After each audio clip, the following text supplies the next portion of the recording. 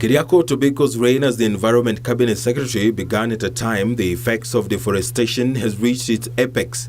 Kenya was witnessing change of weather patterns even in areas that had predetermined climatic conditions.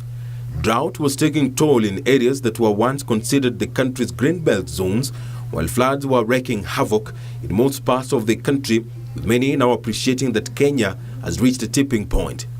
Tobiko was quick to express his intent to bring order to a sector that for years has been left to profiteers who have little sympathy for the future generation but interested in their fat wallets and big bellies. If the weight becomes too heavy for you, good friends, I will be more than happy to receive your resignation and seek replacement. With almost 4% of the country's forest cover gone, it was time action was taken and more drastic. There were cries from everywhere. Deforestation, degradation and encroachment of water towers had threatened the very fabric of the Kenyan society and undermined the country's capability to ensure food security. Climate change is actually impacting our water towers, so we really need to do a lot to mitigate against climate change. All fingers were now pointing at the Kenya Forest Service for superintending a blatant onslaught on the country's forests. They ran away logging, so the government imposed a ban on logging in the country, and a task force was constituted with the aim of reversing the damage. If the management was worthwhile management, we shouldn't be having people going to steal our indigenous trees and burning charcoal in the forests. Weeks before the task force released its damning interim report, senior officers at KFS were sacked as investigations into malpractices intensified. KFS board had announced the appointment of Monica Kalenda as the acting chief conservator of forests, replacing Emilio Mugo, who was sent on compulsory leave alongside other officers.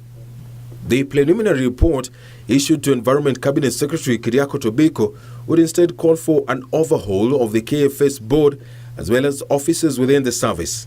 The report also painted a grim picture as regards the status of the country's forest that has suffered years of blatant damage.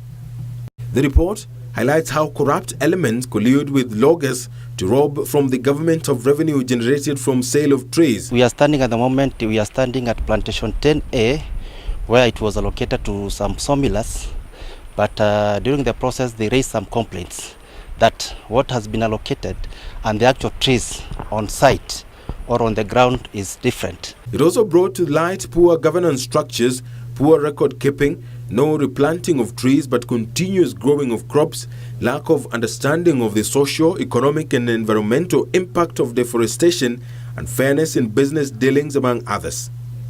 The task force, whose term has been extended for a further 30 days, recommended an immediate stoppage of the plantation, establishment and livelihood improvement scheme, which was initially known as the Shamba system. Also recommended is the redeployment of staff to the greater public service, increased establishment of forest rangers, prosecution of implicated staff, and recovery of stolen property, use of modern surveillance to curb illegal logging. Tobiko has promised to implement the report in its entirety, irrespective of those mentioned in the report. For Channel 1 News, I am Edward Kabasa.